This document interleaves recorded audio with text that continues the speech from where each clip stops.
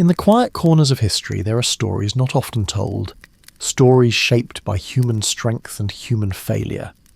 This is one of those stories the accounts we share now reach back through time to reveal moments that changed the world. Let us begin by travelling into a past long forgotten yet still echoing into our present. A single family rebuilt a shattered kingdom into a vast empire, then paid the price in their own blood. The Romanovs did not just survive a troubled era, they built a new Russia, piece by piece. It started with a teenage Tsar, Michael, chosen in desperation to bring order to a broken land. Within 100 years, his children had changed Russia from a feudal state into a European power. Marriages turned into weapons, religion became a tool, and reform was needed just to survive. Peter the Great pushed this vision to the limit. He taxed beards, crushed rivals, and raised a new capital from Baltic swamps. When his rule ended, Russia stood modern and feared yet troubled by the very forces that built it. The Romanovs made power from chaos, but their empire's strength came with a cost. They left behind a dynasty and a fate that would finally break them. Russia emerged from its troubles wounded in every region. Crops had failed, towns were looted by roaming armies, and the throne stood empty as factions fought foreign troops and hired soldiers moved in, while local bands fought them and each other. Years of civil war, hunger and invasion left a weak court and a frightened countryside. The state that once taxed, judged and defended now hesitated. People abandoned farms, the elite hid on their lands, and border regions broke away. The system needed a centre again. Not just a name, but a structure that could collect taxes, give orders and keep the peace. The search for stability remembered false leaders who had made succession a theatre. After pretenders claiming to be Dmitri rose and fell, the desire for a strong leader gave way to a simpler need, a candidate no one feared enough to fight. The National Assembly of nobles, churchmen and townsmen met with that idea in mind. They did not want a conqueror, they wanted a hinge strong enough to hold the door without breaking it. That logic pointed to a teenager whose name was known but not feared.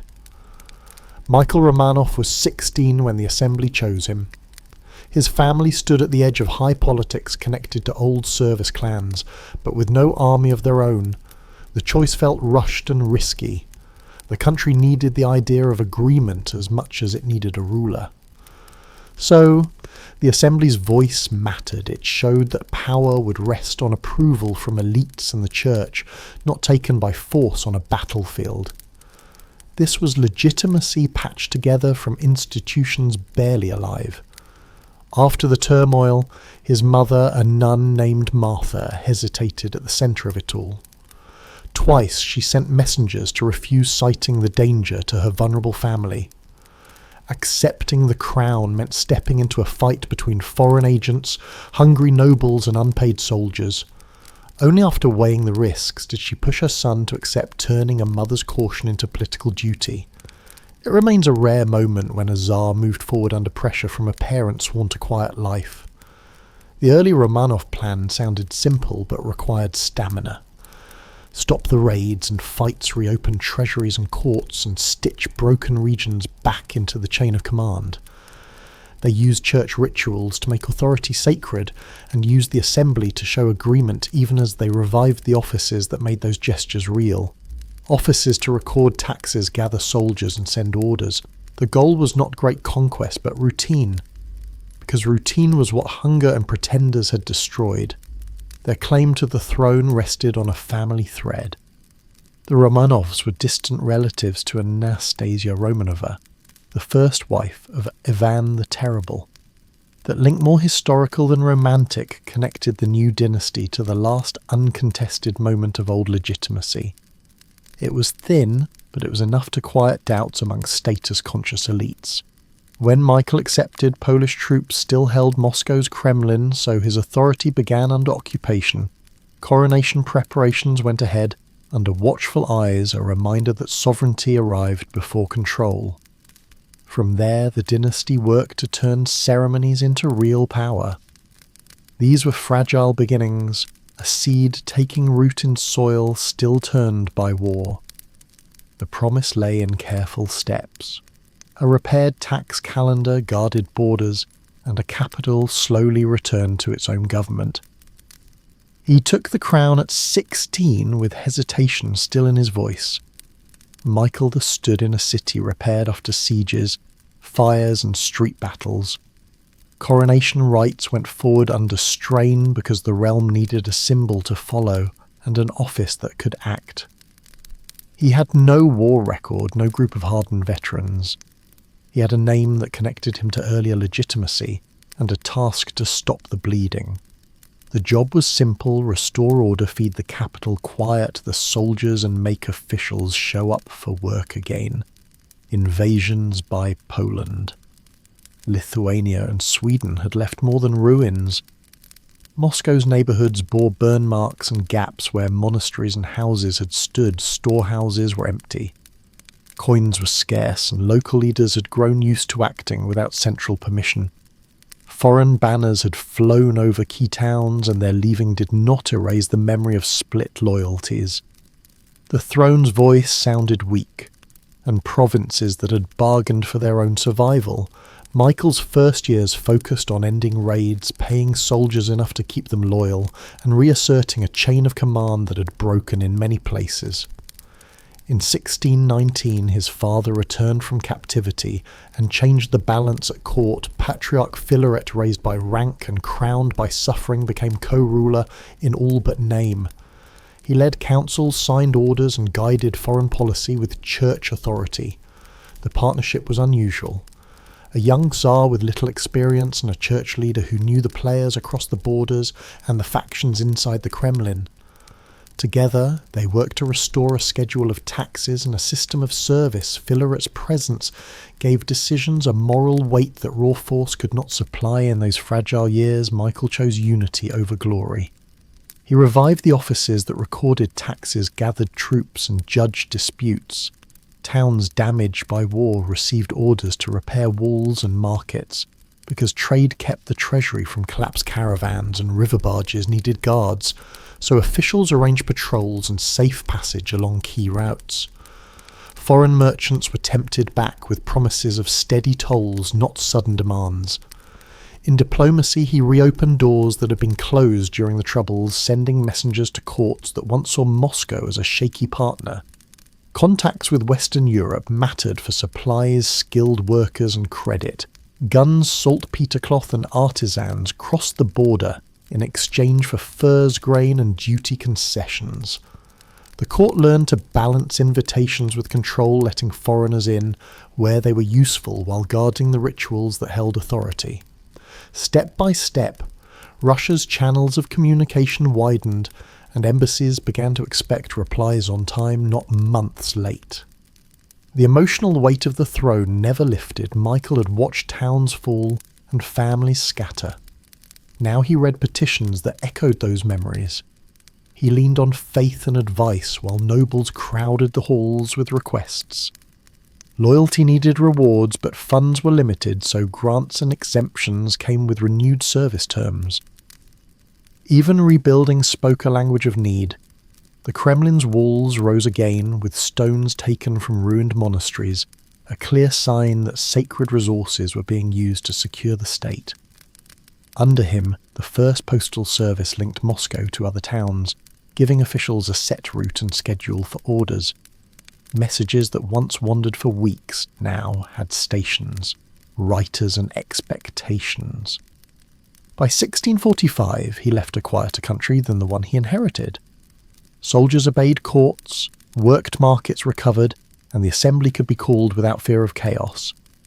The dynasty stood on firm ground, and a son, Alexis, would inherit not a wreck, but a frame ready for stronger tools. Alexis took the throne at 16, stepping into a state his father had steadied but not yet secured. The courts worked again.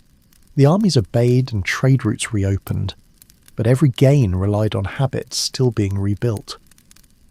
He read the moment, clearly keep authority at the centre, regularise service and limit space for local invention. He brought patience to the job and a clear preference for rules over charisma. The goal was simple to say and hard to do: turn fragile routines into binding duties. His program mixed faith and rule. He built a public image of piety while strengthening the tools of autocracy, nudging the court toward procedures that did not depend on a strong personality in the throne room that required paperwork, trained clerks, and fixed penalties. The offices multiplied their records and oversight became less random. Alexis wanted a state that could work on schedule. He made officials answerable to written rules, and he made those rules hard to escape. The turning point came with the legal code of 1649. It gathered scattered orders and past cases into one set of laws, then tied society to it. Peasants were bound to estates without time limits on pursuit. Service classes were fixed to duties, and harsh measures against rebellion made dissent a legal category, not just a political insult. Nobles gained predictability in labour and courts, and in return they owed steadier service. The code tightened the link between rank and duty while shrinking local custom. It did not invent control, but it made control continuous. Alexis faced a religious storm next. Patriarch Nikon pushed reforms to align Russian rites with Greek practice. Spellings, gestures, and worship were standardized. Many believers saw this as betrayal, not correction. In the split that followed, the old believers built a stubborn resistance rooted in ritual and conscience. They refused the changes, endured exile, seizure, and at times chose death over compliance. Nikon's personal claim to authority grew with the campaign, and his boldness triggered a clash with the throne. Alexis backed the reforms, but removed Nikon, keeping the new rites while cutting the patriarch's power. The church remained holy, but the state set the guardrails. While doctrine stirred unrest, the borders moved. The Khmelnytsky uprising broke the old balance in the Polish-Lithuanian Commonwealth. Cossack leaders sought protection and leverage, and Muscovy stepped in. Pryaslav tied the hetmanate to Moscow's orbit, and long wars with Poland and Sweden followed. By mid-century's end, left-bank Ukraine fell under Moscow's rule, along with key towns and river crossings that shifted trade and strategy west. Each gain added resources and people, but also new middlemen privileges and promises that had to be managed from far away. The ruler who prayed publicly also tightened inequality. The same code that stabilized society, limited movement, and the same reforms that disciplined churchmen placed spiritual authority under the crown. Alexis kept a careful court and a keen eye for order. Yet he enjoyed theatre enough to sponsor Russia's first official play, staged at his court, while conservatives denounced the stage as Western vanity. He kept a pet falcon trained to strike jesters who overstepped a sharp joke about rank that no one could miss. By 1676, he left a larger, more organised state with a thicker bureaucracy, a legally defined social order, and a church disciplined by secular power.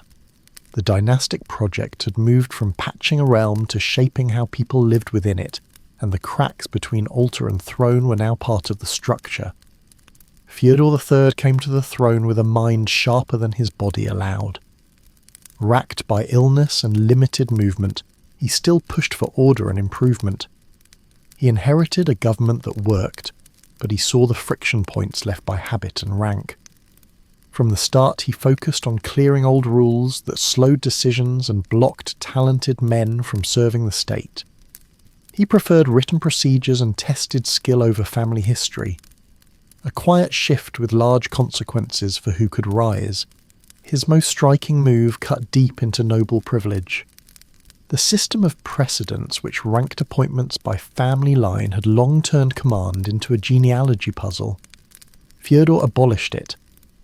That single act removed a brake on merit and let the court place people where they were needed, not where their ancestry said they belonged. It sped up military and administrative jobs and sent a signal performance would count. The officers adjusted their rosters, and officials who once hid behind status had to show results. The old order did not collapse, but it lost a powerful shield administration and education. followed the same line Fyodor supported the creation of the Slavic Greek-Latin Academy in Moscow, a school designed to train clergy and officials beyond rote tradition. Its curriculum, rooted in classical languages and broader study, began feeding the bureaucracy with men who could argue, translate and write. This was not a mass education revolution. It was a targeted fix for a state that needed literate managers and informed judges in the offices. Clerks standardised forms and councils handled paperwork with more consistency, reducing delays that once stretched for months. Fyodor's court acted as a laboratory for workable practices. Dress and ceremony relaxed slightly to reduce friction between old and new habits, while orders pressed governors to report on schedule. The army still relied on service nobles, but assignments shifted faster and inspections grew stricter. For a ruler so physically limited, the drive felt practical, not visionary. He aimed for rules that would endure beyond him. Yet his health failed early. He died at 20, leaving a plan with only a few years of test runs in a family split into rival camps. The succession opened fault lines that had been covered. Two branches of the clan pushed their candidates, the Miloslavskis for Ivan, weak in health, but senior by birth, and the Narishkins for Peter, younger and vigorous court factions, argued inside the Kremlin while regiments of Streltsy, the armed guards with political ambitions, listened and chose sides. Accusations against the Narishkins sparked violence. The Streltsy stormed palace grounds, and Peter saw his uncles dragged out and killed. The terror of those days marked him, and it taught him how quickly armed guards could decide a capital's fate. Amid the turmoil, Princess Sophia moved fast. She placed herself as mediator and protector, then secured a regency with Ivan and Peter named Cossars. In practice, Sophia governed through her circle, most notably trusted advisors who ran diplomacy and policy. While she balanced the guards, the nobles, and the church, Ivan became a ceremonial partner, and Peter was pushed to the sidelines, sent out of the centre, but not out of the game. He watched, learned, and built small networks of his own. Sophia stood almost alone among women in Russian politics of her day. She even had a portrait cast in male royal costume, a pointed claim to authority in a world that read power through symbols. Yet her base was fragile, failed campaigns weakened her allies. The guards grew restless, and Peter gathered support in the shadows. In 1689 his forces moved. Sophia was removed from power and sent into seclusion. The regency ended and the path opened for the impatient observer who had been studying every move in the room. Peter took control with the energy of someone who had been waiting and watching for years. After pushing Sophia aside, he moved fast. He trained with cannon drilled with his play regiments until they were not play at all, and treated statecraft like a workshop. His goal was pull a medieval court toward the standards of Europe and make Russia a power others had to factor into every decision. He valued skill speed and blunt enforcement. His answer to isolation was travel and study. In 1697, he left on the Grand Embassy, moving quietly through the Dutch Republic and England. He worked as a shipwright in crowded yards, handled tools and took notes on rigging timber and pay scales. He toured arsenals, observatories and workshops, asking questions and hiring experts. He learned not only how to build ships, but how states paid for them and trained crews. He returned with contract specialists, and a list of things to fix at home. Westernization followed as the policy. He forced court dress to change, cut long sleeves and old hats, and taxed beards to push a clean-shaven look. Etiquette in palaces and offices shifted to a measured European style. Schools for navigation, gunnery and engineering opened for the sons of nobles and promising commoners. He ordered foundries to standardise cannon dockyards, to produce ships on a schedule, and clerks to keep accounts and forms that could be checked. A navy rose from rivers and then onto the Baltic, trained by foreigners and by Russians who had learned abroad. War hardened these plans. At first, defeat at Narva showed the cost of old methods. Peter reorganised, raised new regiments, made drill continuous, and put artillery at the core of operations. Over 2 decades, Russia fought Sweden in the Great Northern War. Victory at Poltava shifted the balance. The Baltic coast opened ports, forts, and supply depots turned conquest into administration. The navy began to patrol in convoy as a system, not a spectacle. St. Petersburg came next, as a statement and a tool founded in 1703 on wet ground. It demanded piles, canals, and endless labour. Officials drove the work with quotas deaths mounted from disease and exposure, but the site held shipyards at the Admiralty cut keels. Warehouses stacked supplies and ministries moved north. The city faced the Baltic by design. It forced court and government to look outward, and it trained them to think in terms of routes, drafts, and tides. Peter drove hard at culture and learning, but he ruled without softness. He created schools and sent young nobles abroad, then tortured and executed conspirators at home. The case of his son Alexei showed the line he drew, suspected of treason. Alexei died after questioning loyalty to the programme mattered more than blood. He also crossed into science in a very hands-on way. He performed autopsies himself and used them to educate court physicians. Even in diplomacy, his presence worked as pressure. At over 6'8", he dominated rooms and used his size like a tool.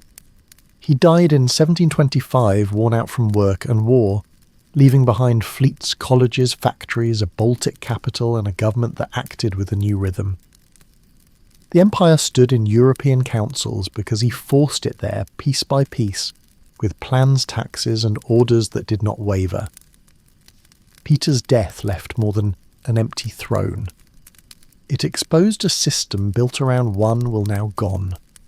Courts scrambled guards, watched for queues, and foreign envoys counted heads and corridors. No clear air meant every salon and barracks turned into a counting house of loyalties. The new capital on the Baltic had ministries that ran on Peter's momentum, but the court in St. Petersburg and the old networks in Moscow both claimed to know how the game should proceed. The power vacuum swallowed certainty first, then restraint into that confusion stepped Catherine III, the woman who had risen from domestic service to become Peter's partner, and then empress. Her presence alone signalled how social boundaries had shifted under the late ruler. She knew the people he trusted, the officers he promoted, and the schedules he demanded.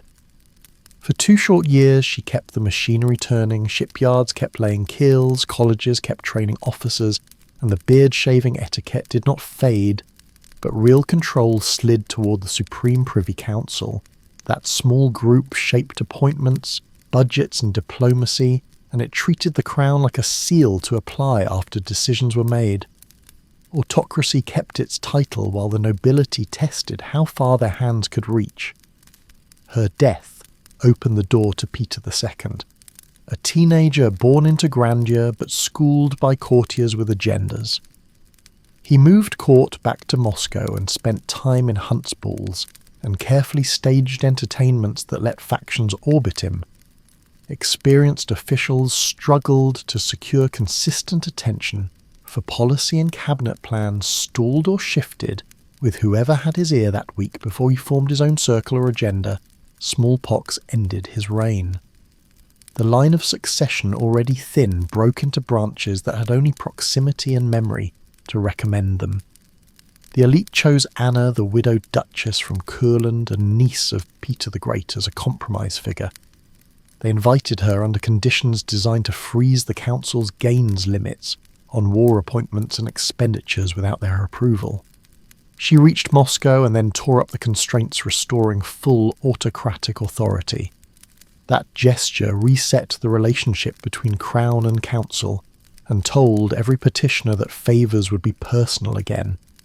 Anna brought with her advisers from the Baltic, especially Ernst Biron and his associates, whose accents and methods irritated many Russian nobles. Post-pensions and surveillance reflected their influence.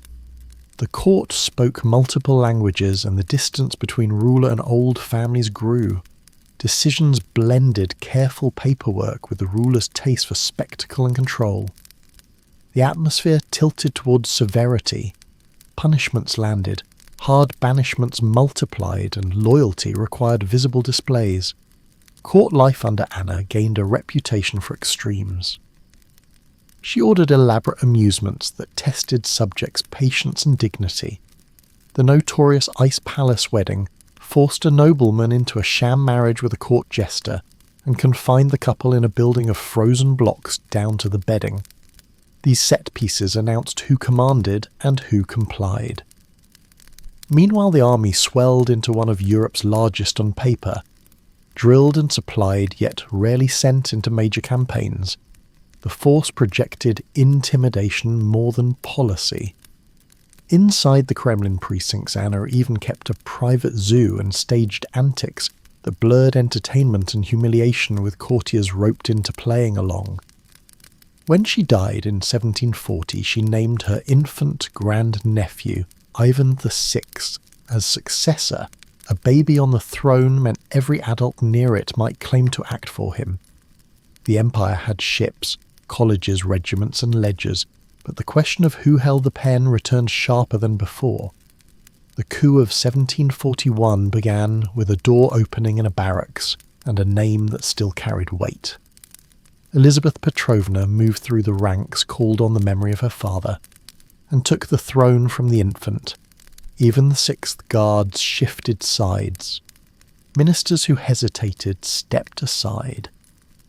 The transfer felt abrupt, but it solved a year of uncertainty. It also brought back a brand of court theatre that the empire understood: a ruler who drew power from lineage, style and command of the capital. Elizabeth governed with a mix of charm and calculation. She knew how to work a room, but she also knew which levers mattered: the guards, the officers and the clergy. She replaced hostile officials without tearing up the machinery, then signalled a new tone. Execution stopped. She abolished capital punishment, a rare step for the age, and relied on exile service and confiscation. Instead, courts shifted their penalties. Prisons adjusted their routines, and the message spread that the state would punish without killing. The court changed character. Music, theatre and architecture took centre stage, and St. Petersburg surged ahead as a showpiece.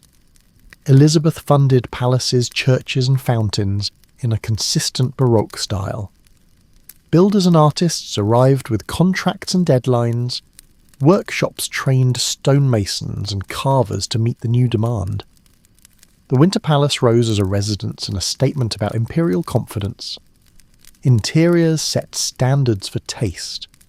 The city's skyline acquired rhythm and colour, and official ceremonies leaned into spectacle as a tool of authority. Policy did not vanish beneath the glitter. Elizabeth relied on strong administrators, including Alexei Bestujev, to anchor foreign affairs and keep ledgers balanced. Dispatches moved between St. Petersburg, Vienna, London, Paris and Berlin.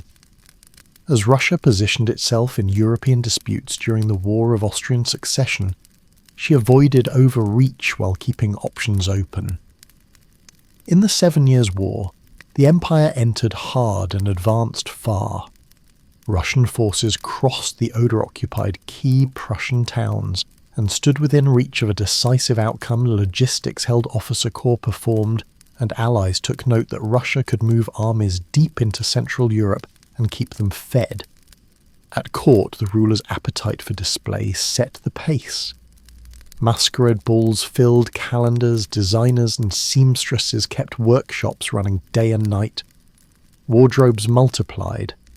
Elizabeth accumulated more than 15,000 dresses and changed outfits several times a day. The volume turned clothing into an industry, with merchants and artisans feeding the demand for fabrics, trimmings and jewels.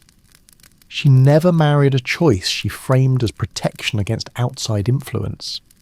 Courtiers read another motive: independence, personal and political. The blend of indulgence and resolve created a peculiar balance.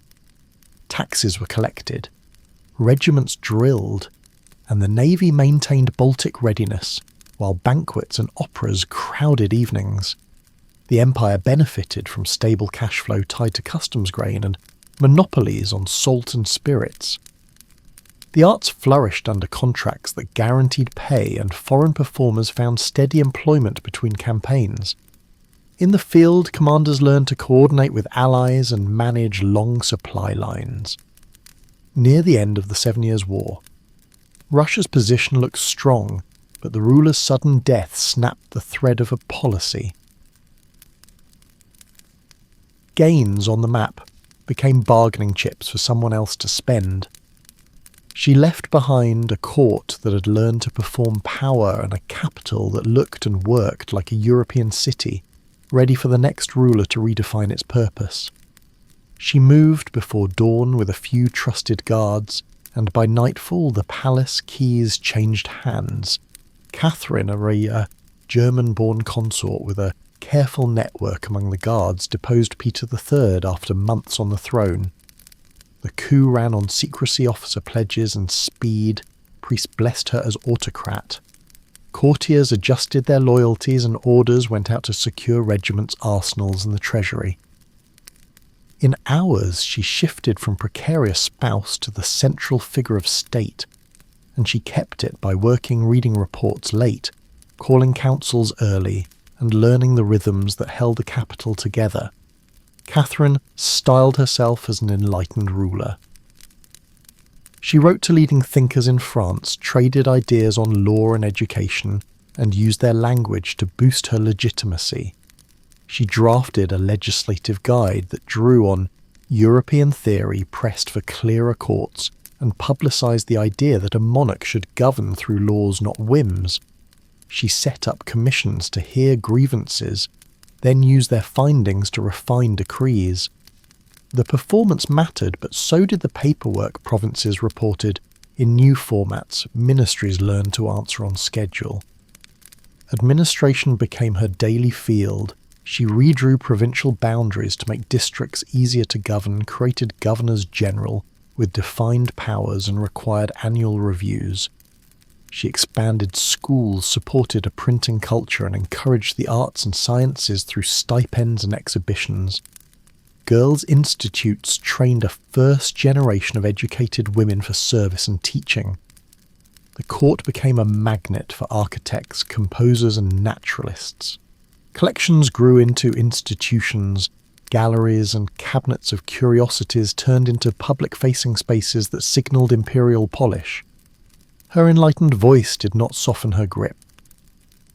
When a massive revolt gathered on the steppe and in the Volga basin, she mobilized regulars, Cossacks loyal to the crown and artillery to crush it. The repression was efficient, and punishing leaders executed. Communities resettled, surveillance tightened. In the aftermath, the estate order hardened, serf obligations expanded, landlords gained wider police powers, and mobility shrank.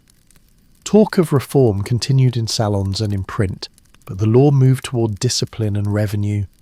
Empire building ran in parallel. Russia pushed south and west on multiple fronts. Crimea fell into the imperial orbit and was annexed, opening deep water access and naval staging in the Black Sea. In the northwest, coordinated diplomacy and war carved up a failing neighbour, bringing millions of new subjects and key cities under Russian rule. Forts, roads, and depots followed the borders. In the Caucasus, treaties and garrisons embedded imperial presence. The map's new lines demanded administrators, surveyors, and land registries. Catherine supplied them. She played Europe's game with patience. Wars were chosen for attainable aims. Treaties consolidated gains. Envoys received clear instructions. Subsidies arrived where they could tip scales, and alliances remained flexible. The court's credibility rose because she paid debts, kept supply lines functioning, and fueled disciplined forces at a distance. Recognition abroad reinforced authority at home. Her private triumphs fueled stories, but they also served policy. Lovers often doubled as managers, diplomats, or governors, and she rewarded loyal service with titles, estates, and cash. Meanwhile, her personal purchases seeded a museum of staggering size. The Hermitage began as a private cabinet and grew to hold thousands of paintings acquired from cash-strapped nobles across Europe, turning St. Petersburg into an art capital as well as a political one. She died in 1796 with ledgers tilted toward expansion, a court versed in European forms and ministries that could run complex territories. The empire she left was larger, richer, and more tightly governed, its rulers tied to Enlightenment language and state power in equal measure. The ground was already hot when the spark landed on the steppe and along the Volga. Debts piled up, harvests slipped, and landlords tightened demands backed by law. Cossack settlements felt squeezed by officials who measured their freedoms and permits. Serfdom had hardened under new statutes, and the promise of Catherine's enlightened commissions sounded distant. Villages where bailiffs carried clubs. Frontier garrisons complained about her ears, and exile colonies filled with dissenters. The empire's growth brought new taxes, new overseers, and fewer exits for people who wanted to move or bargain. Into that pressure walked Yemeli and Pugachev, Cossack veteran, with scars and a talent for command. He took a bold identity, the dead Peter. I returned to claim his throne. The claim unlocked old hopes.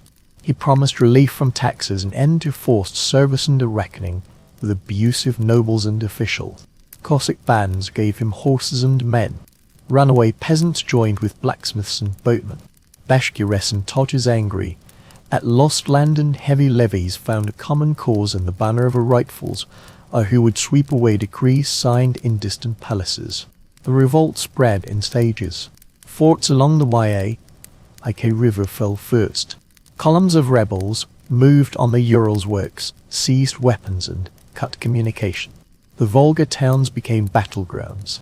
Garrisons defected, then repelled, depending on who held the square at noon.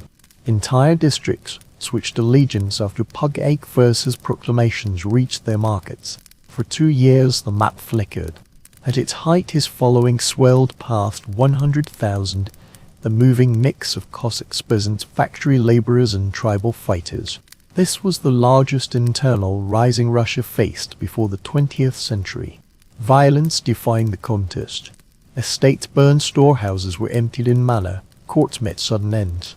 Some nobles were killed in reprisals.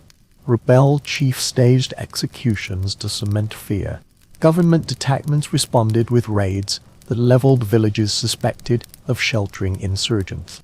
When towns fell back to the crown, punishments arrived quickly, whipping, hangings, and transport east. Siege after siege wore down the revolt's best units. Winter and distance helped the state more than the rebels.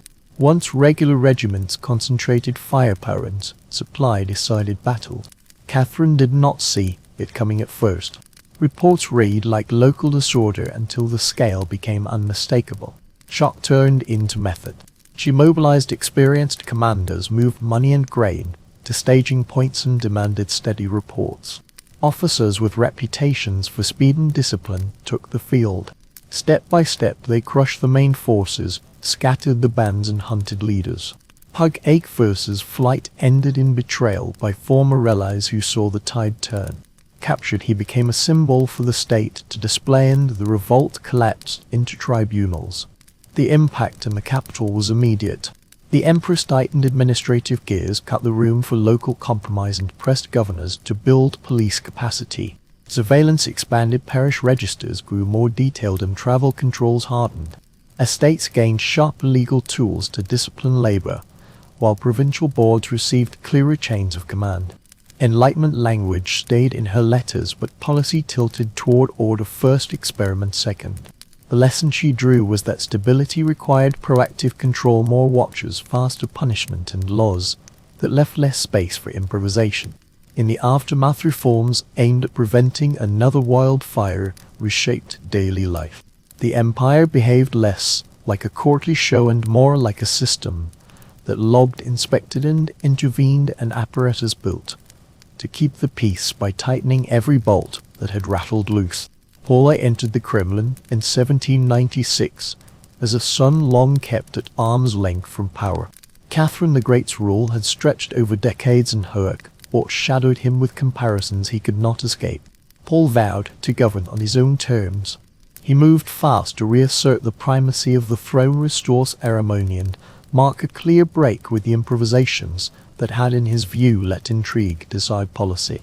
The message was simple: authority would flow straight from the crown, not from favorite salons or guards' barracks.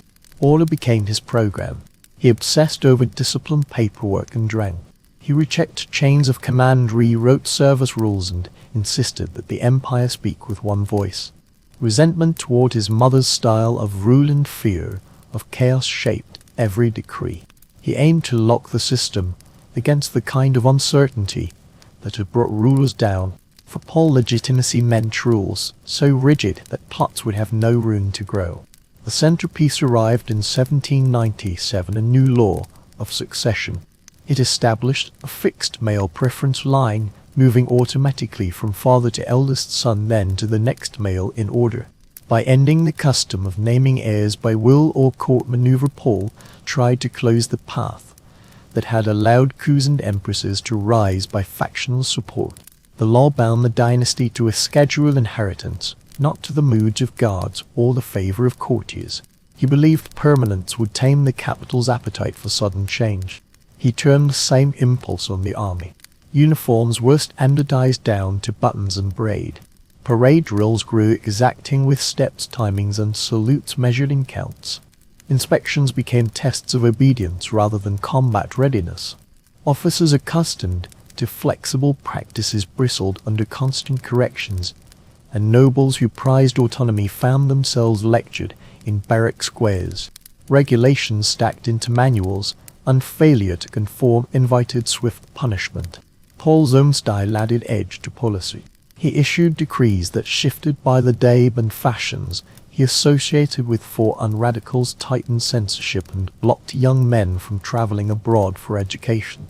Book lists shrank, and customs officials opened trunks for pamphlets as carefully as they checked for contraband.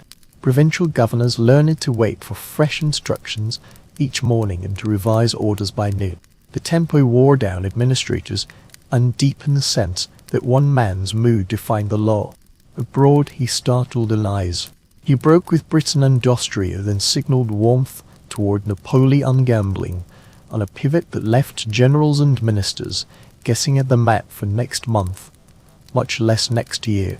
The change confused partners and risked the supply lines and subsidies that Russian forces counted on. Officers who had fought France for years struggled to square old campaigns with new directives.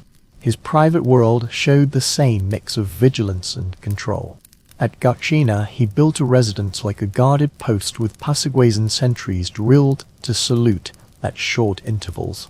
The layout read as a manual for survival as much as a plan for comfort. Stories circulated that he once punished an entire regiment for sneezing during inspection, calling it a breach of discipline. Whether apocryphal or not, the tale matched the culture he enforced. The end came inside his own bedroom in 1801. Senior officers, long alienated by whiplash orders and public humiliations, forced their way in and strangled him. Before dawn, his son Alexander was sworn in, and the dynasty passed through another violent doorway into a new reign. He rose to the throne with the smell of candle wax and secrecy still in the halls. Alexander, I knew the crown came through a murder in the next room, and that knowledge shaped his first steps. He spoke of reason, morality, and a better order, while keeping the guards close and the corridors quiet. The contradiction defined him from the start, a ruler who wanted to civilize autocracy without loosening his grip on it. He opened the windows where he could. Universities gained funds, new schools appeared in the provinces, and ministries tested procedures borrowed from the West. Administrative boards measured workloads, trimmed delays, and tried to get petitions moving on a timetable. With Mackay, Lesper, and Sky guiding plans, the court discussed limits on arbitrary rulist aid council to regularize decisions and a tax system that matched revenue to tasks. Drafts circulated that mapped how laws should be written, reviewed, and enforced. Alexander liked the language of rules. He hesitated at the moment of surrendering any real share of power. Europe did not give him time to think. Napoleon's armies moved fast and fought with systems Russia had not mastered. In 1805 at Austerlitz, and faced the reality of modern war and lost to it. Command chains tangled, allied coordination broke down, and a battlefield plan collapsed against an opponent who punished hesitation. 2 years later at Friedland, the pattern repeated with worse results. The defeats pushed him to the river at Tilsit, where an armistice turned into an embrace. He did not trust Russian friends posed as partners while both watched for an opening. The partnership carried costs. Continental policy forced trade choices that hurt ports and merchants. Officers who studied French drill still eyed French maps as threat. Alexander kept drilling recruits, buying time and reorganizing staff work. The generals closest to him learned to supply large forces over long distances and to make retreat a tool rather than a shame. The lesson mattered when Napoleon crossed the border in 1812. The invasion hit deep. Russian commanders burned stores, pulled back, and refused a decisive trap. Moscow emptied and then burned. Supplied depots vanished into ash. Tutivas's slow retreat forced the French to chase shadows while their animals died and their wagons fell apart. Winter did the rest. When the army turned back, only a fraction remained. Out of hundreds of thousands, about 10,000 straggled home. Geography, fire, and hunger did what rank and file could not do alone. Alexander changed with the campaign. He moved from caution to resolve, pushed armies west, and took the war to the Rhine. In 1814, Russian troops marched into Paris, and a monarch, who once doubted himself, stood as arbiter among kings. At the Congress of Vienna, he pressed for stability built on borders balance and Christian principle. The settlement rewarded Russia with influence and security, while keeping France contained and Austria reassured. His empire had proven that endurance, supply, and time could beat speed. Peace exposed his old conflict. He endorsed piety and order more than blueprints. For reform distrusted crowds and watched secret societies with unease. In his last years, he turned inward, traveled far from court, and withdrew from the rituals that had once energized him. Rumors grew that the Tsar did not die so much as disappear. Stories named a hermit called Fyodor K. Yezimich, who knew too much about palaces for a common man. The legend endures, and it fits the ruler who never fully resolved which Russia he wanted to serve. News of Alexander, his death, reached the capital like a dropped curtain. Officers paused, guards waited for instructions that did not arrive. The legal path to the throne was unclear because the emperor had no child, and rumors said he had already arranged a transfer. For days the court treated silence as policy. Ministers signed documents and formulas that avoided naming a sovereign, while regiments drilled without an oath. The empire felt authority hovering but not landing. The confusion deepened when private papers emerged. Constantine, the elder brother who stood nearest by birth, had previously renounced his claim. But that step was known to few and not broadcast to the army. Nicholas, the younger brother, understood the paper trail, but doubted its power without public assent. He swore loyalty to Constantine, then learned the renunciation would stand, and prepared to accept the crown. The delay produced a hinge moment to oaths in quick succession, each pointing in a different direction, and officers unsure which signature to follow. That opening drew out a movement that had been forming in barracks and salons. A circle of army officers, educated, battle-tested, and shaped by years of service in Europe, had talked about ending serfdom and enforcing a written constitution on the autocrat. They wanted a public transfer of power tied to law. December brought their chance. They planned to block the oath to Nicholas and use the confusion to press demands in the open, betting that troops and crowds would side with them once the stand began. On the morning of the uprising, units marched to Selets Square and held formation without swearing. The air was sharp, the ground hard with frost. Deputies waited for a manifesto that never came. Envoys tried to negotiate. The lines wavered, then reformed. Nicholas moved artillery into position and called loyal battalions forward. A volley from the guns broke the stalemate. The formation dissolved, officers scattered, and the first modern revolutionary attempt in Russia ended within minutes of real fighting. Trials followed quickly. Leaders went to the gallows or to hard labor. Hundreds met exile and service in distant garrison. The effect on Nicholas was immediate and lasting. He began as a hesitant claimant and pivoted into an autocrat who treated hesitation as danger.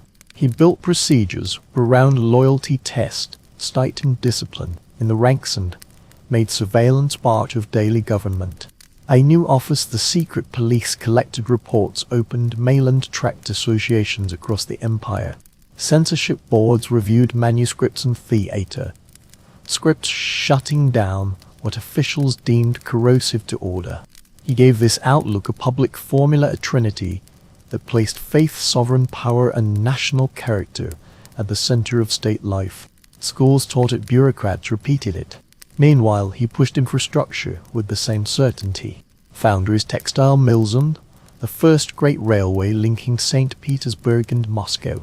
Schedules, timetables, unstandardized gauges became part of official language. Modernization came wrapped in inspection and command. Nicholas handled the December interrogations himself, unsigned sentences that severed friendships. Abroad, diplomats labeled him the Iron Tsar. Within the ranks, soldiers joked about his love of the lash. In his last years, the system he forged showed steel and strain, a state that could move trains on time and silence, the scent yet carried the cost of wars that emptied treasuries and bled prestige. The stance held rigid and heavy as new pressures gathered on every frontier and in every ministry ledger. Nicholas I entered the 1852s convinced that Russia stood firm while its neighbors faltered. He saw the Ottoman Empire as terminally weakened, expected the great powers to accept Russian stewardship over Orthodox interests. That confidence shaped his opening move, demanding formal protection of Orthodox holy sites inside Ottoman lands. The request triggered a hard pushback from Istanbul, and within months a diplomatic quarrel widened into a multi-front crisis. Russia advanced at sea and on land, believing swift pressure would force concessions. Instead, it drew in rivals who had long feared Russian reach toward the straits. The dispute escalated beyond theology and shrines. Russian power near the Black Sea threatened shipping lanes and access to the Mediterranean. Britain and France, eager to contain St. Petersburg, joined with the Ottomans and brought naval superiority and industrial capacity. The war that followed from 1853 to 1856 ran on new technology. Railways moved troops and supplies faster than old wagon lines. Telegraphs carried orders and news, and reporters sent dispatches to readers at home. These tools stripped away the distance that once hid battlefield failures, exposing delays, shortages, and costly miscalculations in real time. Russia found itself fighting alone against a coalition that could land forces decisively in Crimea. The Allied campaign focused on Sevastopol, the fortress port that anchored Russian power in the Black Sea. The siege lasted nearly a year. Russian units dug in and resisted assault after assault. Yet the cracks in the old system widened. Supply trains lagged on poor roads, ammunition and food arrived late, hospitals overflowed. Officers trained for parade ground precision struggled with trench warfare and coordinated artillery. The defenders showed grit under bombardment, but the attrition ground them down. Disease thrived in cold, wet camps. Winter storms cut lines, tents failed, and rations spoiled. More men died from illness than from shells. On the Allied side, organized nursing and new hospital methods took shape, improving survival and setting standards that armies would copy. For the first time, photographers preserved scenes of counts, batteries, and aftermath. Those images reached the public and recast war as a visible ledger of bodies and mud, not only flags and reports. The contrast between heroic endurance and the waste of men stood stark. Even as Russian batteries scored local victories, the broader map turned against Nicholas. The Baltic and the Caucasus front sapped resources, and European capitals closed ranks. At home, the strain revealed deeper issues: outdated command structures, rigid bureaucracy, and the slow industrial base. Reports from Crimea and moved on the wire and bad. News traveled quickly. Nicholas stayed defiant while defeats mounted, but the tone at court grew heavy as the siege tightened and Allied ships dominated the sea approaches. Sevastopol, a less full, signaled more than the loss of a stronghold. It forced a reckoning with methods that no longer matched the age.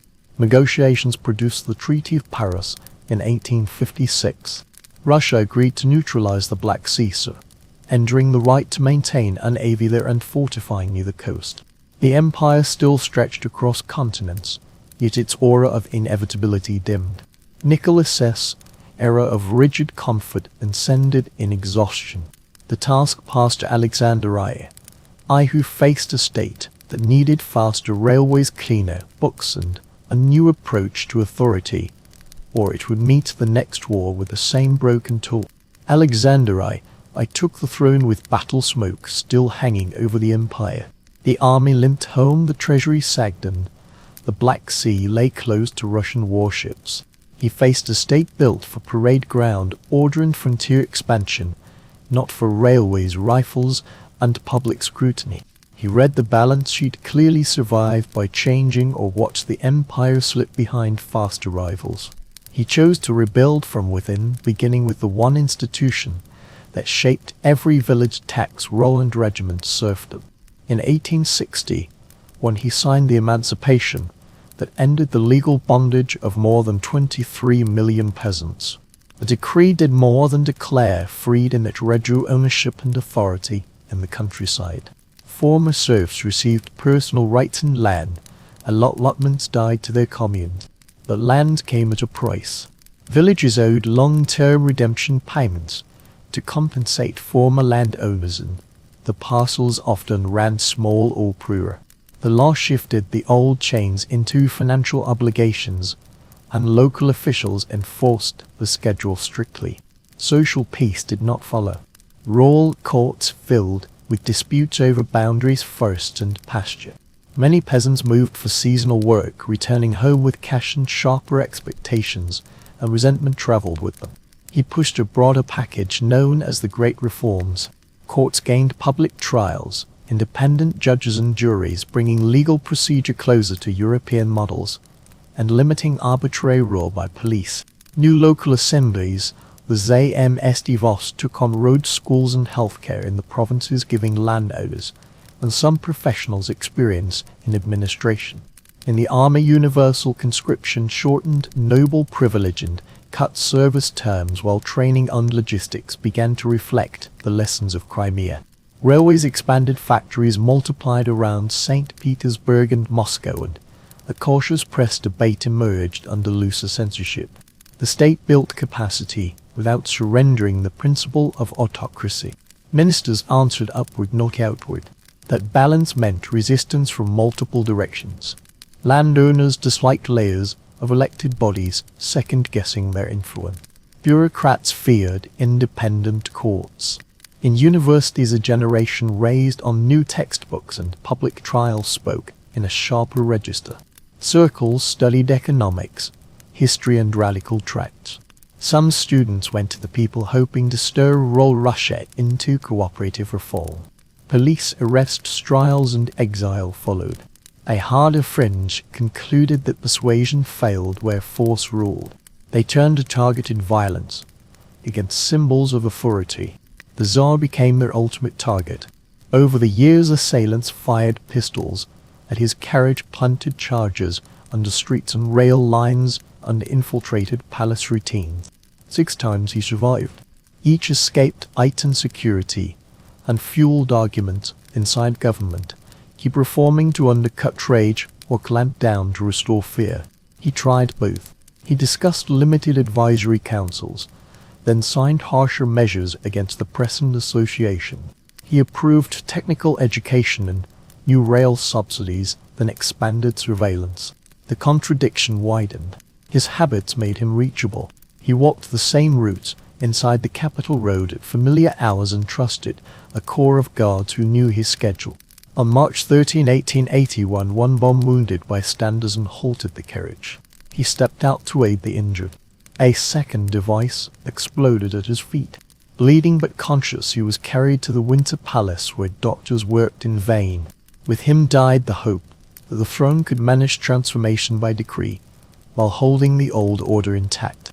His son Alexander I would inherit both the machinery of reform and the fear it unleashed, and chose steel over compromise the moment he grasped the crown. In 1861, the emperor signed the Emancipation Manifesto, in a stack of related statutes releasing more than 23 million people from legal bondage. The decree reached provinces by courier and proclamation. Village elders gathered in churches and assembly huts to hear it read aloud. For many, freedom began as a sound, the drone of an official text, the crackle of seals and ribbons, and then a pause as men and women tried to grasp what personal liberty meant after generations of inherited obligation. Joy mixed with caution. Families still stood on the same plots with the same tools and the same winters ahead. The decision did not come from sentiment. The Crimean War had revealed a hard truth. An empire tied to coerced labor struggled to supply a modern army, build rails fast enough and translate orders into action. Ministers compiled reports that counted not just soldiers and guns, but delayed, shortages and missed harvest. Reform looked cheaper than defeat. If the state wanted a tax-paying, recruit-ready population, it had to recast ownership and responsibility in the country. The mechanics were technical and slow. Former serfs gained the right to marry without permission, to bring cases to court, to move with passports, and to own property. Land did not come free. Communes received allotments from estates, then owed decades of redemption payments to compensate landowners, with the state advancing the sum and collecting installment. Surveyors divided fields into narrow strips, maps fixed boundaries that often cut across meadows and water sources. Many allotments were smaller or poorer than the plots peasants had worked in. Forests and pastures remained contested. Local committees and mediators handled endless disputes over wells, paths, and access to timber. Freedom changed village rhythms. Peasants selected elders and judges for rural court, kept communal registers, and negotiated taxes. Money entered daily life more directly. Seasonal laborers headed to cities and back again, bringing wages and rumors about factory work and school. Some households improved their tools and livestock, others sank under arrears. The dual legacy came into focus, a moral break with hereditary servitude and an economic burden that locked many into an exhausting cycle of payments, fines, and short harvest. The state widened reform beyond the village. New courts held public trials with juries and trained advocates, raising expectations of procedure. Provincial self-government through ZMST took responsibility for roads, clinics, primary schools, and local statistics. Doctors and teachers, often young and ambitious, arrived in district towns and tried to stretch small budgets across vast territories. Censorship rules loosened, then tightened, but newspapers multiplied and covered debates about law, industry, and the peasant question. Universities expanded seats and curricula. Students formed circles to read history, economics, and science. Editors printed serialized textbooks and essays on law and agriculture. Discussion widened past estate boundaries. In some districts, priests served as translators of the reform, reading the manifesto in full churches and explaining how allotments and payments worked. On the day the edict was announced, villagers in certain places bowed to the imperial portrait and kissed it, expecting the sovereign to appear with deeds and blessings. In many parishes, long texts meant little without an interpreter, and clergy softened passages to keep crowds calm and hopeful. The irony grew clearer each year. The reform aimed to stabilize the empire and fuel growth. Yet it taught millions to track rights, calculate costs, and judge officials. New knowledge did not erase hardship, it sharpened it. As court, schools, and newspapers spread, so did the habit of questioning. Who ordered, who paid, and who decided? He took the crown in the shadow of an explosion and a funeral. The blood on the cobblestones from his father's murder was still fresh in memory when Alexander I swore that hesitation would never rule Russia again. He moved into power with a blunt promise to protect the throne by tightening every bolt the last reign had loosened. Ministers who spoke of consultation found doors closing. The new tone was plain: repair the state by fear, not favor, prize, order, not experiment. From the start he restored hierarchy as policy. Censorship boards gained wider reach and fewer exceptions. The Interior Ministry expanded surveillance, filed dossiers, and made exile a routine sentence for students, editors, and local activists. Trials of political cases shifted toward closed procedures. Universities lost autonomy and police watched lecture halls as closely as they watched printing presses. Governors general received emergency powers to suspend newspapers, impose curfews, and move suspects without lengthy paperwork. His creed fit the apparatus. Autocracy meant power in one place. Orthodoxy meant the church aligned with that power. Nationality meant the culture of the court leading the rest. In practice, that meant Russification. In Poland, officials trimmed the space for local language in schools and courts. In the Baltics, German municipal privileges gave way to Russian statute. In Finland, separate legal customs faced steady pressure.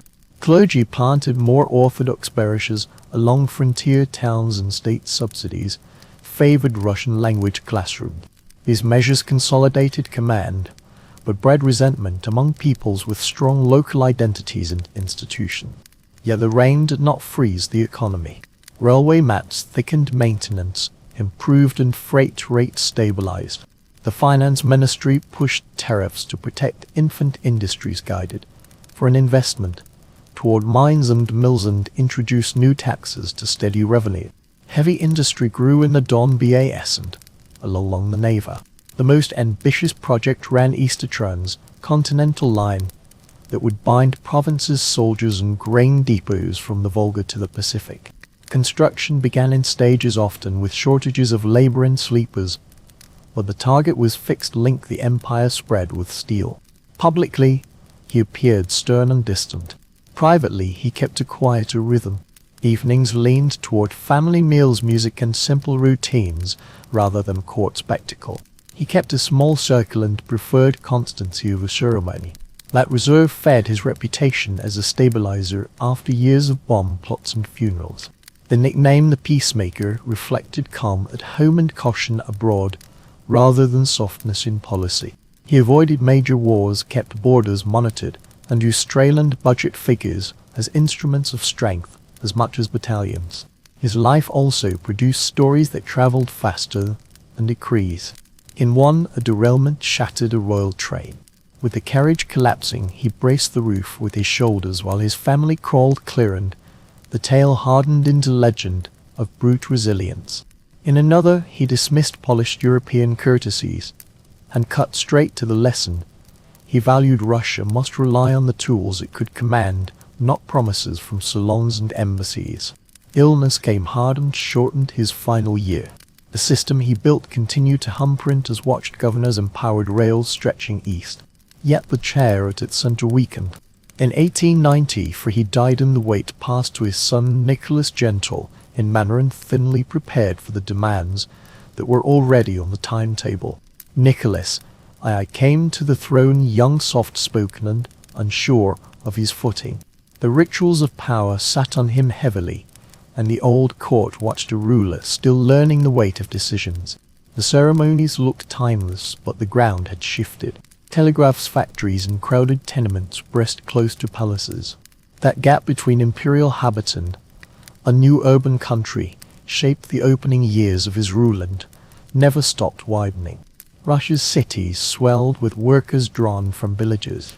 Railways stretched across provinces, and coal and steel output climbed year after year. Investors built mills along the Neva, and in the Donbass, and state contracts primed armed plants for a modern army. Yet wages lagged, strikes spread, and peasant taxes funded projects that rarely reached the countryside. Police files thickened with reports on labor organizers and student circles. The monarchy tried to hold ceremony and modernization in the same hand, and the friction burned. His marriage bound him to Alexandra, deeply loyal and intensely private. Ill at ease in public and distrustful of whispers at court, she leaned on ritual prayer and a small circle of advisers. After the birth of their son, fragile health inside the nursery became a state secret. Into that silence stepped a wandering holy man whose presence would later become a liability the regime could not shake. Early celebrations turned ominous during festivities in a field outside Moscow. A rush for free gifts sent a crowd surging across an even ground. Tents collapsed, stitches vanished under feet, and pan spread faster than orders. More than 1,000 lives ended in minutes. The court continued with scheduled events, a decision that stained the moral authority of the new reign and hardened public skepticism. War with Japan exposed deeper flaws. The state assumed a quick victory. The navy steamed long distances toward traps. The army struggled with supply and coordination. Defeats on land and the destruction of a fleet at sea announced a strategic miscalculation and broke the spell of invincibility. News traveled by cable and press, and discontent at the front echoed in factories and barracks. Strikes, petitions, and marches followed, asking for legal protections and a voice in government. On a winter day, in the capital, troops fired on a procession that carried icons and petitions. The shocked all through society. Under pressure, the throne conceded a consultative parliament and civil liberties on paper. Elections sent a flurry of parties and personalities into the chamber. Then role-shifted vetoes mounted and decrees sidestepped debate. The new institutions lived, but within narrow limits, and trust evaporated as quickly as it formed. Meanwhile, Alexandria's reliance on the healer who seemed to ease the heir's bleeding turned a private affliction into a public scandal. Court intrigue, rumors of bribery, and stories of late-night visits circulated through salons and newspapers. Ministers came and went under pressure from a man with no office, and each dismissal underlined the fragility of the center. The economy, however, kept expanding. By 1913, factories ran at scale, rail freight set records, and tax receipts reflected a vast market waking up. Yet the map hid an even growth. Villages carried debts, housing in capitals crowded families into courtyards, and strikes flared with each downturn. The ruler's hobby, photography, filled albums with scenes of children, uniforms, and summer decks, a calm world inside palace walls while the streets grew louder. Then the continent moved toward war. Mobilizations pulled millions from fields and workshops. The ruler took command at headquarters, leaving the capital's politics to his household and the shadow court that had formed around it. Frontline losses, shortages, and inflation ate through patience. Bread lines and funerals multiplied. Authority thinned. The frame of the empire, long stressed by reform, half measures, and hard policing, began to crack under the weight of total war. Russia slid from strain to breakdown through to wars that exposed how the state worked on paper and how it failed in practice. The first blow landed in the Far East. Plans rested on distance and prestige. Logistics told another story. The fleet sailed halfway around the world, only to face a prepared enemy close to home waters. At Tsushima, gunnery signaling on speed decided the outcome in hours, and the sea turned from asset to grave. The defeat shocked for unministries and sent a wave of anger through factories, barracks, and rural districts. Unrest coalesced into mass action. Strikes spread across industrial centers, rail lines clogged with stoppages, and sailors mutinied against officers they blamed for incompetence and cruelty. In the capital, a procession carried petitions asking for lower wages and dignity. Troops fired. The shots tore open a political space that had not existed under the old rules. Newspapers meeting halls and street corners filled with arguments about rights and power. Soviets' councils of workers appeared to coordinate strikes and negotiate with employers and officials. Local revolts flared and were put down, but they left a mark the regime could not erase. Under pressure, the throne issued the October Manifesto, promising civil liberties and a representative legislature. Elections followed, parties formed, and the Duma convened. Yet the machinery of autocracy remained. Emergency laws curbed assembly, censorship returned in new forms, and electoral rules shifted to favor loyalist estates. Ministers used the chamber when it suited policy and dissolved it when it did not. The pattern taught activists and moderates alike that concession did not mean shared authority, only tactical retreat. When the continent plunged into war in 1914, crowds cheered and volunteers filled trains. But the early unity faded quickly. Russia mobilized millions faster than it could equip them. Ammunition ran short, boots wore through, and rolling stock buckled under overuse. casualty lists lengthened and letters home described trenches without shells and attacks without maps. Inflation ate wages. Cities struggled to feed new workers and refugees. Red lines formed in winter streets. Corruption and procurement scandals undercut trust in ministries tasked with supplying the front. At home, the influence of a court favorite grew as the heir's illness worsened in private. Ministers were appointed and dismissed at a pace that paralyzed planning. Police reported that rumors about the palace spread faster than orders, and even loyal officials avoided defending decisions they did not understand. The emperor moved army headquarters to direct the war, leaving the political center in hands the public doubted. That choice tied his name directly to campaigns that stalled and failed. By early 1917, strikes in Petrograd reached critical mass. Soldiers ordered to disperse crowds hesitated, then crossed over. Barracks committees replaced discipline with votes. Factories restarted only under worker oversight. As rail hubs faltered and messages across, the commander-in-chief lost the ability to project control. He abdicated in favor of his brother, expecting continuity. The brother declined. The dynasty ended with that refusal, and the throne stood empty. The family lived under guard in their own palaces, then in provincial houses. The provisional government tried to hold a war and economy and a state together, while rivals organized in councils. Authority fractured room by room, and the question of what to do with the Romanovs moved from file to rumor. While the capital's future shifted hour by hour, the abdicated monarch, his wife and their 5 children, woke each day to the sound of guards outside their doors. House arrest stripped ceremony down to schedules and permissions. Meals arrived on a timetable, windows stayed watched. What had been a court became a perimeter. They kept routines because routines were the only thing they could still control. While the country beyond the gates unraveled at the Alexander Palace in Osco, the provincial government allowed an air of dignity. The family had rooms they knew, a park they could cross under escort, books from familiar shelves.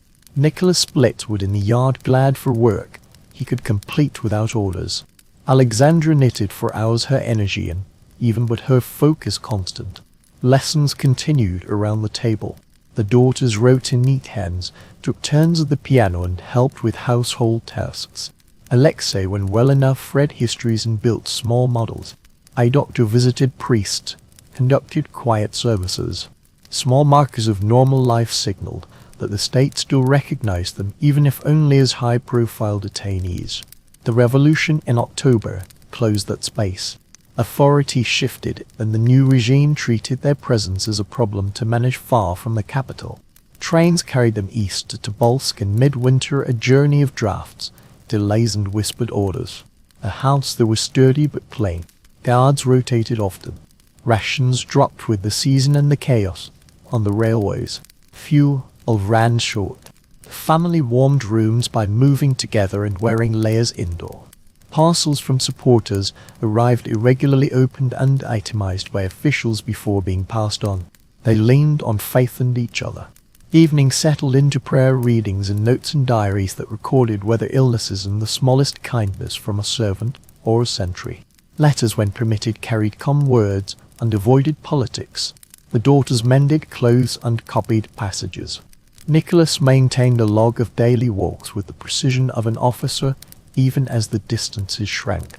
He signed his notes as Nicky and addressed guards with formal courtesies, keeping the habits that had shaped him. By April 1918, the order came to move again, this time to Yekaterinburg. The tone changed at the door. Local Bolshevik command ran the house with stricter rules. Windows were painted over, curtains had to stay shut. Speaking to passers-by through a fence risked punishment. Searches went from thorough to invasive. The sense that they might be traded or sent abroad faded. The family understood they were now assets to be controlled, not managed. The strain deepened.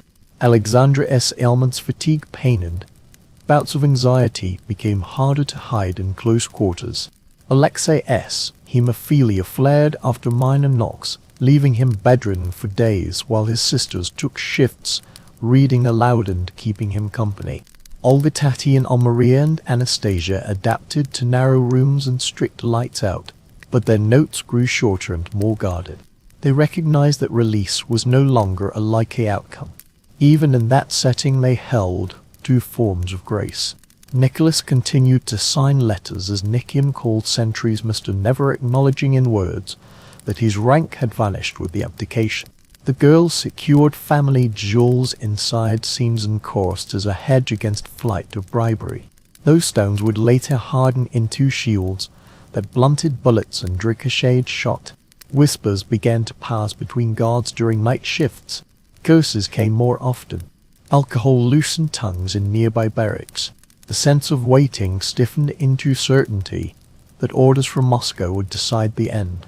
Outside, the world moved on. Inside, the clock seemed louder with each hour. July 1918 pressed in on the IPA house in Yekaterinburg, renamed by its keepers the House of Special Purpose. Corridors stayed dim, keys clicked, doors scraped, and guards kept their voices low. Inside, the family kept routine, but the rhythm had changed. Notes moved faster between offices, night watches stretched longer. Even the children sensed the air grow tight. The rooms stayed shut, windows work, othered, and orders arrived more often from offices the prisoners never saw. On the night of June through the 17th, calm circled like a warning. It was late and the lamps burned low. Nicholas read from a Bible at the table. Alexandra prayed in the next room, then lay down to rest. The daughters folded their clothes and whispered. Alexei drifted and undoubt with pain in his joints and legs. They prepared trunks and coats, as they had many times hopeful that movement might lead to exchange or exile. Sleep took them in pieces, and the house quieted to the scrape of boots and the creak of stairs. Around 2 in the morning, Yekaterinburg, the commandant, came with an order. He told the family they would be moved for their safety. They dressed quickly. The servants gathered pillows and medicine. Guards escorted them down narrow stairways into the basement. The room was bare and cramped. A few chairs stood against the wall. They were asked to wait for transport or a photograph, depending on which guard spoke. Nicholas stood beside Alexandra. The children clustered close. 2 doctors and attendants took their places near the door. Yurovsky entered with a paper and men carrying revolvers. He read a brief sentence of judgment from the Ural Soviet. The meaning landed before the words finished. Nicholas turned toward him, confused, and tried to answer. The first shots cut him off. Smoke filled the room, muzzles flashed against whitewash. The echo bounced hard between walls and ceiling. Screams overlapped with commands. Bullets struck bodies, ricocheted off stays and seams undripped plaster. The girls wore jewels sewn into bodices as a hedge against escape. Those stones turned, shots, and forced the shooters closer. The firing stopped and started again as the haze thickened. After the first volley, bayonets and close shots followed in the noise and dust. 20 minutes passed before the basement fell silent. The work did not end there. The dead and dying were loaded onto trucks and taken out under a dark sky toward the forest north of the city. At a clearing near Kaptivity, the executioners tried to erase what had been done. Clothing was cut, bodies were struck and damaged to break recognition. Fuel and acid were poured to burn faces and hands. A shallow pit took most of the remains. A second site nearby received others to confuse future searchers. Earth was thrown and branches dragged across, and the road turned to hide were marked. They believed the precautions would hold. Years later, investigators recovered bones, buttons, and fragments from those pits. Laboratory tests in the 1990s matched DNA from the remains with living relatives, closing a loop the killers had tried to sever with acid and fire. One guard had kept a small souvenir, a button from the Tsar's uniform, that helped mark the trail back to the place. 3 centuries of rule landed below ground in a room with white walls. The story outlived the empire. It moved in whispers for decades, then returned to public light as a symbol of loss and devotion. The dynasty that built an empire fell not on a battlefield or a throne, but in a basement in silence in a different country that began at the door above those stairs. Crisis forged Drash's order locked urgent power, built to endure. Stability came but freedom froze. And so this chapter of history slowly fades into the quiet flow of time. Some mysteries remain unanswered and some truths continue to shape our world. We have walked through the past together and learned what it can teach us. If you carry this knowledge forward with you through each day, then the echoes of history will never be lost. Thank you for listening. Until next time, let the past remain alive in your mind.